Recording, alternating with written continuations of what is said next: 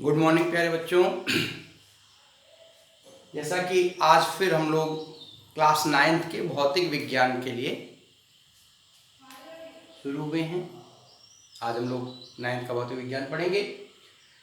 Class 9th के भौतिक विज्ञान में आपको कुछ पूर्व की चीज़ें पढ़ा दी गई 2 कक्षाओं के द्वारा और साथ ही आपको सदिश राशियाँ, अदिश राशियाँ, दूरी और विस्थापन, इतनी चीज़ों पर चर्चा कर दी गई। सदिश अदिश में अंतर, दूरी विस्थापन में अंतर, ये चीज़ें हो गई। अब जो आपका विज्ञान का कोर्स है पुस्तक में, उस पुस्तक में अगला जो टॉपिक आपका आता है वह टॉपिक है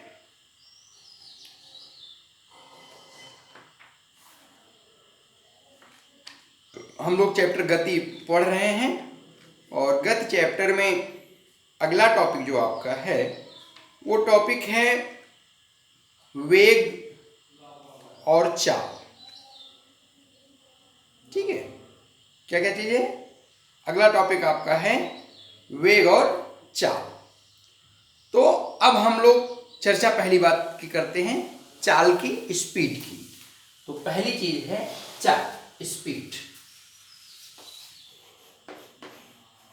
चाल, स्पीड। चाल क्या चीज होती है, स्पीड क्या चीज होती है? चाल का मतलब होता है किसी भी जो गतिशील वस्तु है उसके द्वारा नियत समय या एकांक समय में तय किए गए पथ की दूरी को चाल कहते हैं। तो क्या कहेंगे कि किसी भी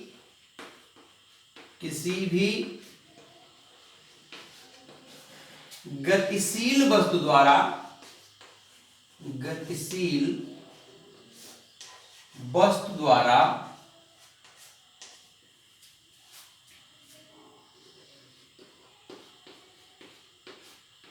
एकांक समय में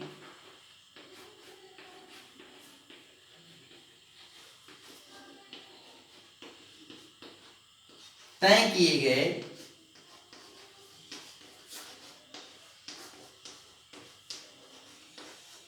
दूरी को चाल कहते हैं।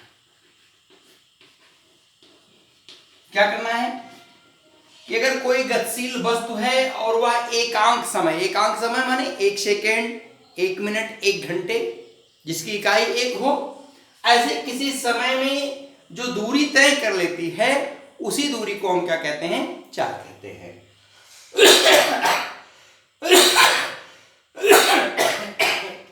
इसमें 2 शर्तें होती हैं कि चाल अदिश राशि है, अब कहोगे चाल अदिश राशि क्यों है? क्योंकि यहां शब्द क्या प्रयोग किया जा रहा है? दूरी, और दूरी ऑलरेडी अदिश राशि है। तो चाल अदिश राशि है, इसका मात्रक मीटर पर सेकेंड होता है। तो क्या हो गया? अगर आपको चाल की परिभाषा ये आ गई, इस परिभाषा के अनुसार अगर सूत्र निकालना हो तो क्या करेंगे कि चाल बराबर दूरी बटा समय। इंपॉर्टेंट रूप से इसको आप कवर कर लीजिए, इस पर दिमाग आपका फोकस रहे। तो क्या करना है कि चाल क्या चीज होती है, स्पीड क्या चीज होती है? कि किसी भी गतिशील वस्तु द्वारा एकांक समय में तय किए गए दूरी को वस्तु की चाल कहते हैं। यह यानी कि चाल अदिश राशि है, इसका मात्रक मीटर पर सेकेंड होता है। चाल बराबर दूरी बटा समय। कौन सा गेम कि चाल क्या चीज होती है? किसी भी गतिशील वस्तु द्वारा एकांक माने इकाई, 1 सेकेंड, 1 मिनट, 1 घंटा, ठीक है, जिसका मूल आधार इकाई हो, तो किसी भी गतिशील वस्तु द्वारा एकांक समय में तय किए गए दूरी को चाल कहते हैं। चाल अदिश राशि है, इसका मात्रक मीटर प्रति सेकंड होता है। ओके, चाल बराबर दूरी बटा समय। अब दूरी का मात्रक मीटर होता है, समय का मात्रक सेकंड होता है, तो चाल का मात्रक मीटर प्रति सेकंड होगा। या यहां देख लीजिए क्या होगा, चाल का मात्रक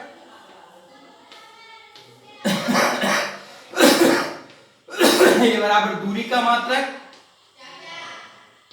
और बटे समय का मात्रक।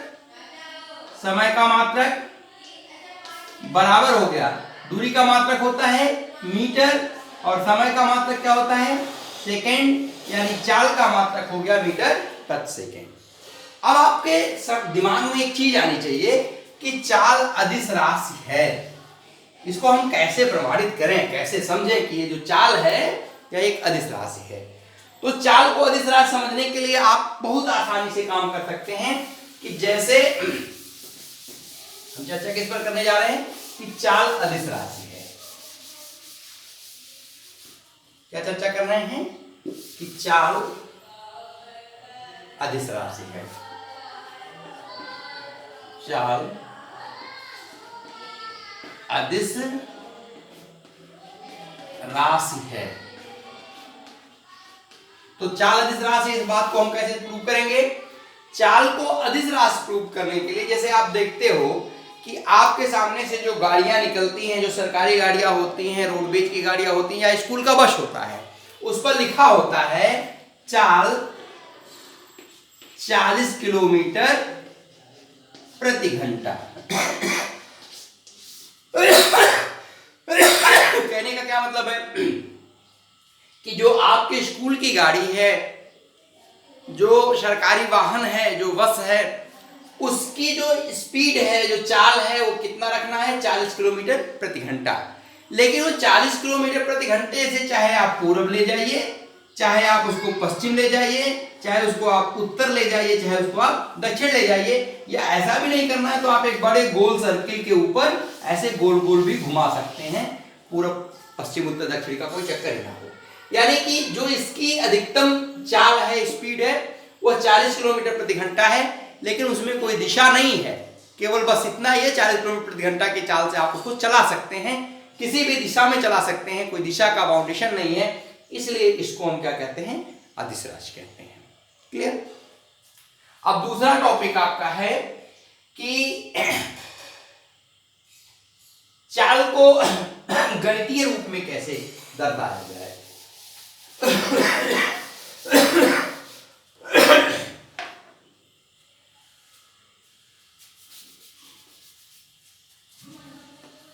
चाल का गणितीय निरूपण।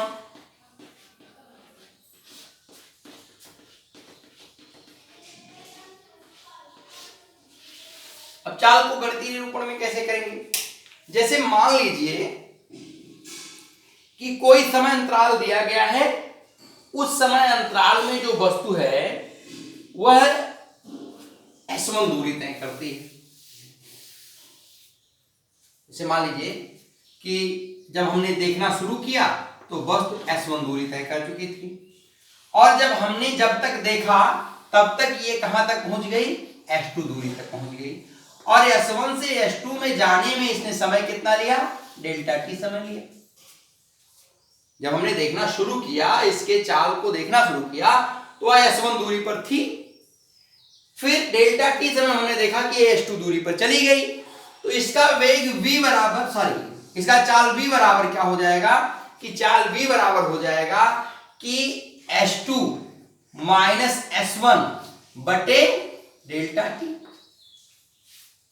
या ऐसे भी कुछ लोग बताएंगे कि जैसे मान लो कि जब हमने देखा तो टाइम t1 था तो वो S1 पर थी, और जब टाइम t2 हो गया तो वो S2 पर पहुंच गई, तो हम क्या करेंगे, चाल v बराबर क्या हो जाएगा कि S2 माइनस S1 बटे T2 माइनस T1, या इसको बराबर करेंगे delta S upon delta T, या V is equal to delta S upon delta T। यह आपका चाल का गणितीय सूत्र हो गया। क्या कर रहे हैं कि हमने मान लिया कि कोई वस्तु टाइम t1 पर s1 पर है और टाइम t2 पर s2 पर पहुंच जाती है। तो वस्तु द्वारा वस्तु की चाल बराबर क्या हो जाएगी? तो वस्तु की चाल v बराबर हो जाएगी s2 माइनस s1 बटे t2 माइनस t1। इसी समय एक शब्द और समझ लीजिए, औसत चाल क्या चीज होती है? औसत, एवरेज स्पीड, औसत चाल।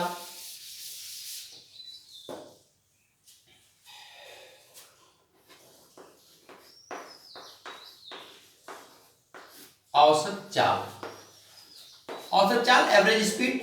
औसत चाल क्या चीज होती है कि औसत चाल निकालने के लिए हम क्या करते हैं कि यदि किसी गतिशील वस्तु द्वारा, किसी गतिशील वस्तु द्वारा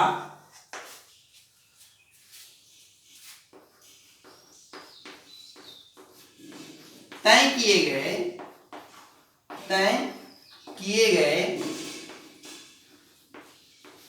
कुल दूरी में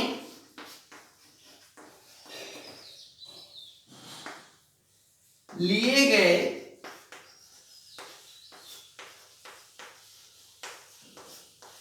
कुल समय से भाग दे दिया जाए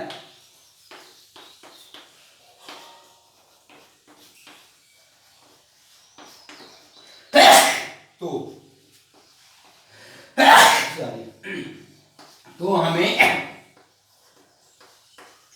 औसत चाल प्राप्त हो जाती है,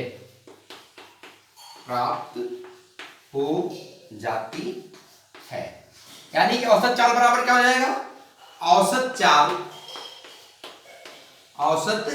चाल ये बराबर हो जाएगा कुल दूरी बटा कुल समय। मात्रक वही रहेगा, मीटर पर सेकेंड। तो हम क्या करें कि अगर कोई गतिशील वस्तु है और वो गतिशील वस्तु विभिन्न समय अंतरालों में विभिन्न दूरी तय करके 1 घंटे में चली 10 किलोमीटर, भीड़ आ गई तो फिर अगले घंटे में चला 5 किलोमीटर, फिर खाली रास्ता मिल गया तो 1 घंटे में चला 30 किलोमीटर, यानी कि हमको 3 घंटे की चाल मिल गई और 3 घंटे में चली गई कुल दूरी मिल गई। तो 3 घंटे में चली गई कुल दूरी को जोड़ लिया जाए और 3 घंटे को आपस में जोड़ लिया जाए, उसके बाद एक दूसरे से भाग कर दिया जाए, तो ये जो निकल के आता है इसे औसत चाल कहते हैं। एक बार फिर से देखिए कि औसत चाल बराबर क्या होता है? यदि किसी गतिशील वस्तु द्वारा तय किए गए कुल दूरी में लिए गए कुल समय से भाग दें तो दिया जाए तो हमें औसत चाल प्राप्त हो जाती है। औसत चाल बराबर कुल दूरी बटा कुल समय। कोई दिक्कत नहीं। अब अगला टॉपिक आपका है पुस्तक में वेग। अच्छा, अभी समान और असमान गति के बारे में जान लीजिए।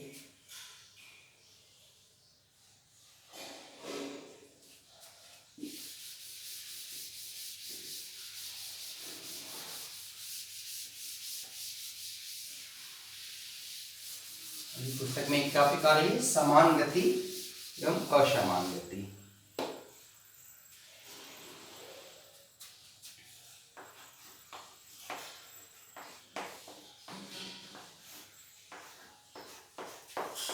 समान गति, अब क्या किया जाए? एक समान गति या समान गति क्या होती है? जैसे मान लीजिए कोई गतिशील वस्तु है और उस गतिशील वस्तु को हम हर 1 घंटे पर देख रहे हैं कि वो कितनी दूरी चल रही है। तो हम अगर देखें कि हर घंटे में वो 10 किलोमीटर या हर घंटे में 30 किलोमीटर कोई एक निश्चित दूरी 1 घंटे में तय कर रही है, तो ऐसी वस्तु की गति को हम समान गति कहते हैं। जैसे मान लीजिए कि कोई व्यक्ति हाईवे पर चल रहा है, तो हाईवे पर चल रहा है तो उसमें रोक टोक थोड़ी सी कम होती है, लेन अपनी बनी होती है, अपनी लेन में आप होते हैं, अपनी लेन में दूसरी गाड़ी होती है। तो आप एक निश्चित स्पीड में अपनी गाड़ी को रख देंगे, उस निश्चित चाल से आप चलते रहेंगे, तो हर घंटे में आप एक निश्चित दूरी तय करेंगे। तो अगर एक निश्चित समांतराल में तय किए गए पथ की लंबाई समान हो तो ऐसी गति को समान वेग या समान गति कहते हैं। तो क्या कहते हैं कि यदि किसी गतिशील वस्तु का, यदि किसी गतिशील वस्तु द्वारा निश्चित समय अंतरालों में, निश्चित समय अंतरालों में तय किए गए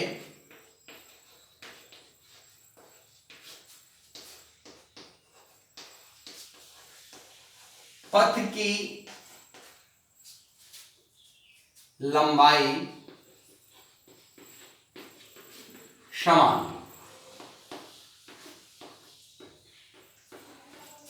तो वस्तु की गति को,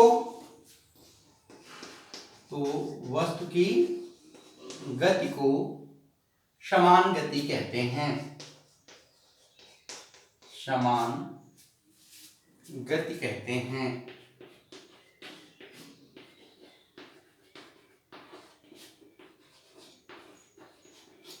क्या किया गया? अगर कोई गतिशील वस्तु है, यानी कि गति करने वाला कोई पिंड है, गति करने वाली कोई गाड़ी है, तो निश्चित समय अंतरालों में तय किए गए पथ की लंबाई समान हो, माने जब जब हम एक एक घंटे पर देखें तो एक एक घंटे में वो समान दूरी तय करे, तो ऐसे की गति को समान गति कहते हैं। लेकिन अगला असमान गति, समान गति यानी कि गति जब समान ना हो, बराबर ना हो, तब क्या होगा? तो हम कह रहे हैं कि जैसे मान लीजिए कि आप साइकिल से जा रहे हो, एक निश्चित स्पीड से 4 किलोमीटर 5 किलोमीटर प्रति घंटे की स्पीड से जा रहे हो। अब भीड़ आ गई तो आप स्पीड कम करोगे, फिर आगे चले तो कहीं कचरा आ गया तो फिर स्पीड कम किया, कहीं कुछ ब्रेकर आ गया फिर स्पीड कम कर दिया। यानी कि जो निश्चित समय अंतराल है उसमें आपकी गतियां जो हैं उस कम और ज्यादा हो रही हैं, तो ऐसी गति को हम क्या कहेंगे? असमान गति कहेंगे। तो क्या करेंगे कि यदि किसी गतिशील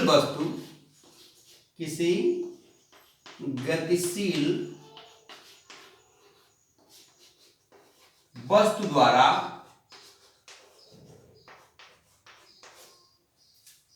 समान समय अंतराल में ही, समान समय अंतराल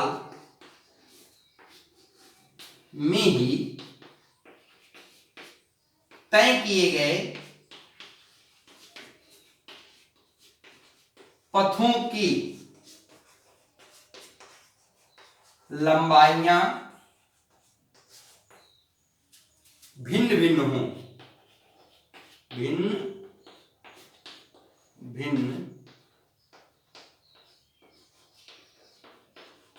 तो इस वस्तु की गति को असमान गति कहते हैं।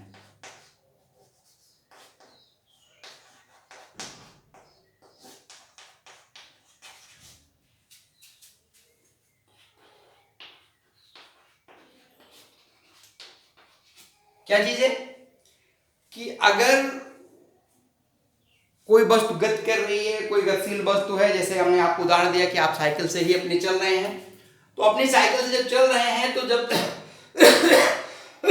रास्ते में भीड़ आएगी, ब्रेकर आएगा, कीचड़ आएगा, तो आप अपनी स्पीड को कम ज्यादा करते रहेंगे। यानी कि जो समान समय हम अगर लेंगे कि पहले 10 मिनट में आप कितनी दूरी तय किए, दूसरे 10 मिनट में कितनी दूरी तय किए, तीसरे 10 मिनट में कितनी दूरी तय किए, तो वो जो दूरियां तय की गई हैं वह भिन्न भिन्न आएंगी। तो अगर कोई गतिशील वस्तु ऐसे गति करती है कि उसके द्वारा समान समय अंतरालों में तय की गई दूरियां भिन्न भिन्न आती हैं, तो ऐसे गति को हम क्या कहते हैं? असमान गति कहते हैं। अब अगला टॉपिक आपका है वेग।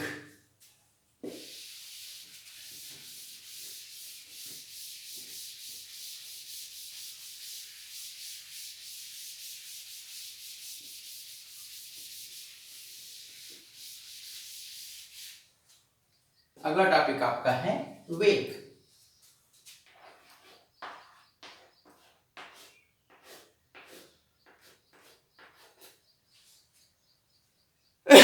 वेग की अंग्रेजी होती है वेलोसिटी।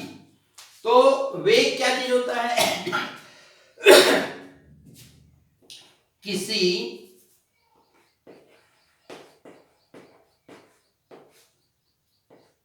गतिशील वस्तु द्वारा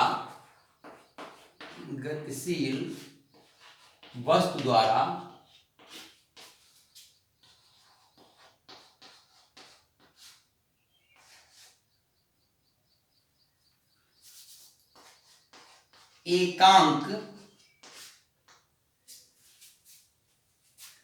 समय अंतराल में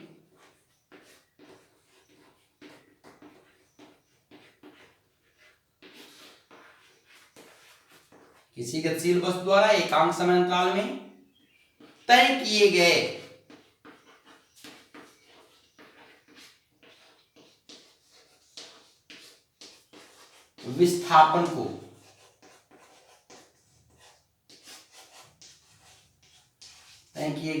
विस्थापन को वस्तु का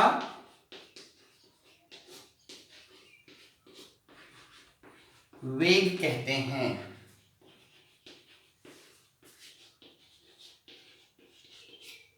वेग की क्या खासियत होती है? यह एक सदिश राशि है।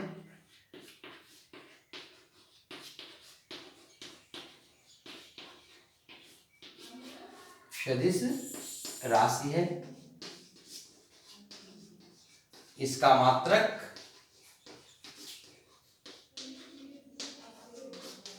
मीटर पर सेकेंड होता है। अब आपको सोचना पड़ेगा कि भाई ये अभी तक आपने अदिश गति को बताया था, अब वेग को सदिश बताया। यहां देखो, वहां चली गई दूरी थी और यहां क्या है, चला गया विस्थापन है। तो विस्थापन क्या चीज है? एक सदिश राशि है। तो विस्थापन के सदिश होने के नाते वेग क्या हो जाता है? सदिश राशि हो जाती है। तो क्या कह रहे हैं कि किसी गतिशील वस्तु द्वारा एकांक समय अंतराल में तय किए गए विस्थापन को वस्तु का वेग कहते हैं। वंस अगेन, किसी गतिशील वस्तु द्वारा एकांक समय अंतराल में तय किए गए विस्थापन को वस्तु का वेग कहते हैं। यह एक सदिश राशि होती है। क्लियर? तो वेग बराबर क्या होता है? वेग बराबर होता है विस्थापन और बटा समय। यानी कि विस्थापन और समय का जो अनुपात होता है उसी को क्या कहते हैं? वेग कहते हैं। तो वेग बराबर क्या होता है? विस्थापन बटा समय। अब वेग एक सदिश राशि है, इसकी व्याख्या कैसे होगी? तो वेग सदिश राशि इसलिए है जो वेग प्राप्त होता है वह विस्थापन और समय के अनुपात से प्राप्त होता है, और विस्थापन ऑलरेडी एक सदिश राशि है। तो जब विस्थापन में दिशा है तो भाग देने के बाद जो भागफल आएगा उसमें भी दिशा होगी, इसलिए वेग जो होता है वह एक सदिश राशि होती है। वेग एक सदिश राशि है और इसमें दिशा होती है। जैसे किसी चीज का अगर वेग बताया जाएगा कि ट्रेन 120 किलोमीटर के वेग से पूरब की तरफ जा रही है, या ट्रेन 120 किलोमीटर के वेग से पश्चिम की तरफ जा रही है, हवाई जहाज 100 किलोमीटर प्रति घंटा के वेग से दक्षिण की तरफ उड़ रही है, उसमें एक दिशा होना अनिवार्य है। जब तक वो दिशा नहीं होगा तब तक वो वेग ना होकर के चाल हो जाएगा। अब अगला टॉपिक आपका आता है कि औसत चाल तथा औसत वेग। औसत चाल तथा औसत वेग।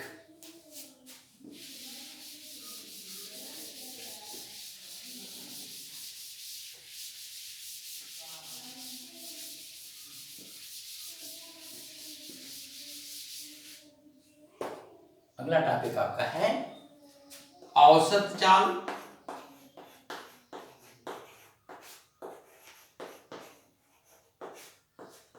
पहले हम औसत चाल पर चर्चा कर लें।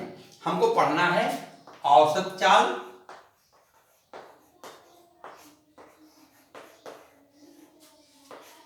तथा औसत वेग।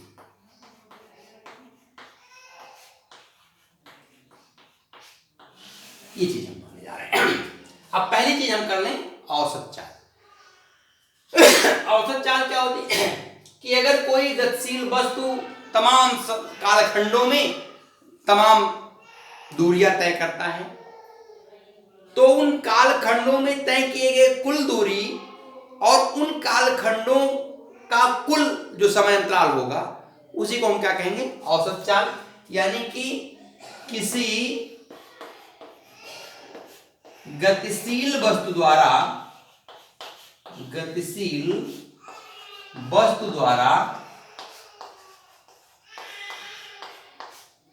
तय किए गए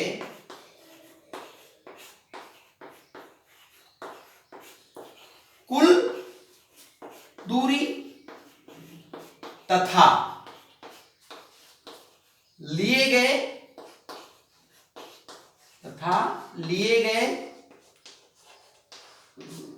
कुल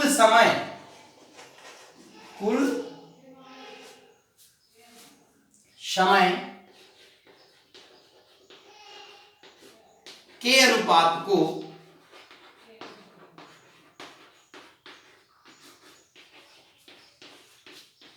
औसत चाल कहते हैं। औसत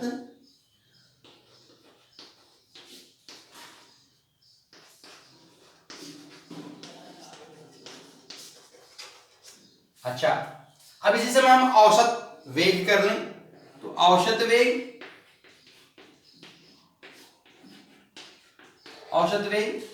तो औसत वेग क्या होगा, किसी गतिशील वस्तु द्वारा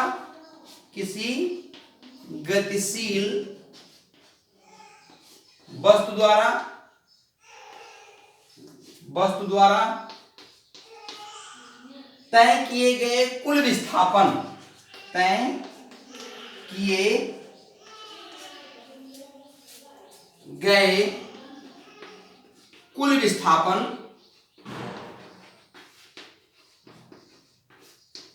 तथा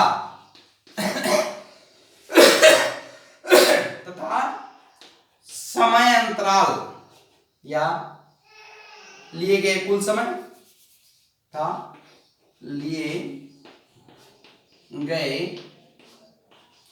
कुल समय के अनुपात को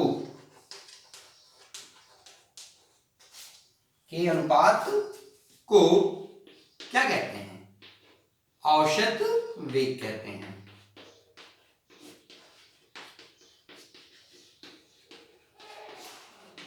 यहां ध्यान देने की चीज मात्र दो ही है। एक यहां जो हम कह रहे हैं कुल दूरी यहां है, और यहां पर जब हम वेग की बात कर रहे हैं तो किए गए कुल विस्थापन की बात कर रहे हैं। यानी कि कुल दूरी अगर है में कुल समय का भाग दिया जाए तो चाल आ जाती है, और कुल विस्थापन में कुल समय का भाग दिया जाए तो वेग आ जाता है। तो जो औसत वेग है वह औसत चाल के बराबर भी हो सकता है, औसत चाल से छोटा भी हो सकता है, और शून्य भी हो सकता है। यानी कि कुल वेग क्या हो सकता है, शून्य हो सकता है। औसत वेग शून्य भी हो सकता है, औसत वेग चाल से छोटा हो सकता है, औसत वेग प्रसिद्ध है। यानी आप अभी कि औसत वेग दो चीजें हो सकती हैं, औसत वेग चाल से छोटा हो सकता है, चाल के बराबर औसत चाल के बराबर हो सकता है, और औसत वेग शून्य भी हो सकता है। जबकि औसत चाल कभी शून्य नहीं हो सकती है, यह कभी भी औसत वेग से छोटी नहीं हो सकती है। शून्य ना होना और छोटा ना होना यह औसत चाल का गुण है, औसत वेग का गुण है। शून्य हो सकता है औसत चाल से छोटा हो सकता है। अब इसको समझने का एक तरीका देखिए कि जैसे मान लीजिए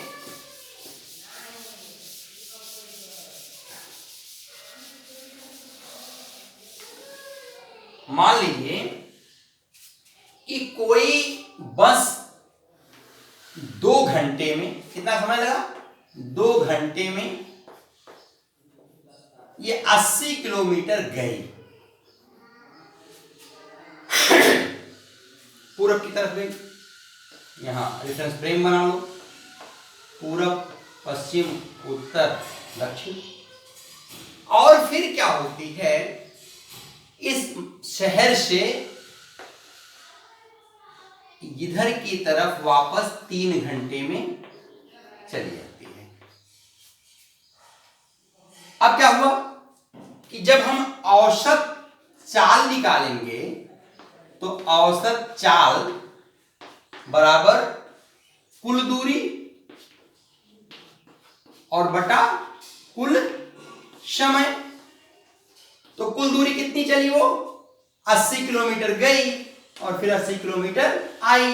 समय कितना लिया उसने, 2 घंटा जाने में, 3 घंटा आने में। तो 8 दूनी 16, 180 बटे 5, 5 तिया 15, 1, 5 दूनी 10, यानी कि इसकी औसत चाल हो गई 32 किलोमीटर पर हावर। यानी कि 32 किलोमीटर पर हावर के चाल से इसने यह दूरी तय की। लेकिन अगर हम औसत विस्थापन निकालें यानी औसत वेग निकालें तो औसत वेग बराबर कुल विस्थापन। कुल विस्थापन क्या हुआ कि जहां से चली थी वहीं ये वापस आके पहुंच गई। तो जहां चली वहीं वापस आके पहुंच गई, तो कुल विस्थापन बराबर क्या हो गया, 0। और बटे कुल समय, समय तो 5 घंटा ही लगा, तो 5 घंटा बराबर 0। यानी कि इसका औसत वेग अगर देखा गया तो वेग 0 हो गया। लेकिन जब औसत चाल देखी गई तो औसत चाल कितना हो गया, 32 किलोमीटर प्रति घंटा हो गया। ऐसे मान लीजिए कि कोई चीज वृत्ताकार मार्ग पर घूम रही है तो इसकी औसत चाल मिलेगी, लेकिन इसका औसत वेग नहीं मिलेगा। तो इस तरीके से हम आज औसत चाल और औसत वेग के बारे में बात कर लिए। अगली कक्षाओं में सापेक्ष वेग के बारे में हम चर्चा करेंगे और धीरे धीरे एक एक चीजों को आप ध्यान से पढ़ते चलिए। आपको भौतिक विज्ञान बिल्कुल आसान नजर आएगा। बहुत आसान विषय है, बस केवल आप अपना मन और मनोविज्ञान बनाए रखिए। अगली कक्षाओं में फिर मुलाकात होती है, तब तक के लिए धन्यवाद।